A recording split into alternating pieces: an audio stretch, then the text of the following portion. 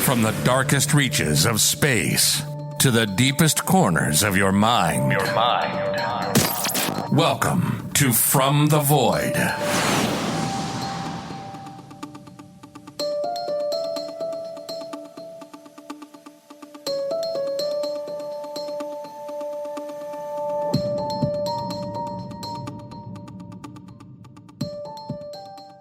For many, Halloween is the time of year when they can dress up like someone else.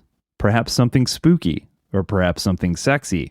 Personally, I think the insane amount of sexy costumes is both weird and absolutely sexist, but that's for another podcast. Regardless, Halloween serves as a night for us to embrace our darker nature in the spirit of fun and, of course, candy. It's also one of the oldest traditions in the world. Civilizations throughout history have celebrated some sort of ritual observance related to life after death, where we go when we die, and how the living should honor those who have passed on. From Mexico's Day of the Dead to China's Tomb Sweeping Day to the modern version of Halloween, celebrated in countries like the United States and Canada. They all, according to many scholars, can be traced back to the ancient Celtic festival of Samhain. Over the years, Christian groups have attempted to demonize the holiday based on the idea that Samhain was the Celtic god of the dead, and that Halloween was his feast. This is a popular misconception, however, that stems from an error made on the part of the 18th century British engineer Charles Vallancey, who wrote about the festival. In all actuality, it was the church itself that preserved the Samhain holiday in the West by adopting it in the 9th century, thus creating one of the most popular holidays in the world. Think of it as the church remarketing or repurposing it, in a sense. The festival of Samhain was very different from our modern Halloween celebration, however. The Celts who lived primarily in what is now Ireland, the United Kingdom, and northern France celebrated their new year on November 1st. For them, this day marked the end of summer and the harvest and the beginning of winter. Celts believed that on the night before the new year, the boundary between the world of the living and the dead became blurred. They thought that it was at this time that the dead could return and walk in the world of the living again. Unfortunately, very little of the original rituals of the ancient Samhain were retained after the church absorbed it.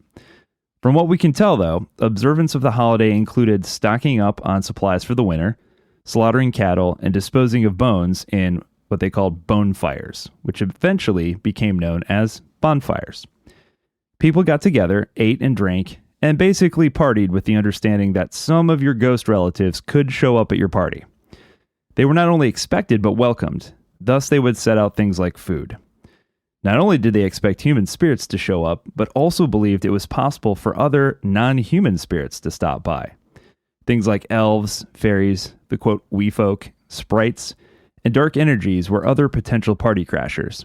In fact, the Halloween tradition of wearing masks actually stems from this belief. In order to deceive the angry spirits, people would smear ashes on their faces from the bonfires, a practice known as guising. Many scholars believe that the church intentionally moved to Christianize Samhain by turning it into All Hallows Eve. All Hallows Eve became a night of vigil, prayer, and fasting in preparation for the next day when the saints were honored at a far tamer celebration. The tradition of lighting bonfires remained, and the changing of the seasons still observed only now to honor Christ. Somewhere around the 16th century, the practice of, quote, souling integrated into the holiday. This is where the poor of the town or city would go around knocking on doors, asking for a soul cake or a soul mass cake in return for prayers. By the 17th century, it is thought that Guy Fawkes Day added a new component, where children would go door to door, often wearing masks, pushing an effigy of Guy Fawkes in a wheelbarrow, and begging for money or treats. Naturally, as the British began to colonize North America, they brought their traditions with them. The Puritans in New England kept the observance of Guy Fawkes Day in November 5th as a way to show their moral superiority to Catholics, who celebrated what they saw as holidays that associated with pagan beliefs, such as Christmas and Easter. Later, the rituals of Samhain would arrive in the United States, along with the influx of Irish immigrants during the potato famine. Since the Irish were largely Catholic, they continued to observe holidays like All Hallows Eve, All Saints' Day, and All Souls' Day, along with the aforementioned practice of souling, along with a new tradition of the jack-o'-lantern. The history of the jack-o'-lantern is associated with the Irish folk tale of Stingy Jack. As the story goes, Stingy Jack was a bit of a clever drunk who basically fools the devil into banning him from hell. But he's also not allowed into heaven, so where do you go? He's stuck roaming the world carrying a small lantern made of a turnip with a red-hot ember from hell inside to light his way. So on All Hallows Eve, the Irish would carve turnips and place a candle inside them and carry them around while souling to protect themselves from spirits like Stingy Jack. You can start to see where all the ingredients for the modern-day tradition of Halloween came from. The tradition of going door to door and asking for treats to carrying jack-o'-lanterns. The change from turnips to pumpkins was one of practicality. It's much easier to carve a pumpkin than a turnip. In fact, the tradition of Halloween parties, costume contests, parades, food, dancing, and the like were a result of one poor woman's attempt to prevent her home from being vandalized on October 31st. A woman by the name of Elizabeth Krebs from Hiawatha, Kansas, back in 1912, organized a party the following year in hopes it would tire out the young vandals from destroying her garden. Unfortunately, it didn't work. So the next year, in 1914, she invited the entire city, and this time it worked. News of the success made its way to other towns and cities who adopted the same idea, leading to the American touch on traditions of Halloween. However, by the 1920s, this idea hadn't quite caught on nationwide, and the night took on the nickname of Mischief Night. So how do you keep the neighborhood kids from destroying your property? Well, somewhere along the way, the tradition of giving candy in return for leaving your home alone became practice, sort of like bribery.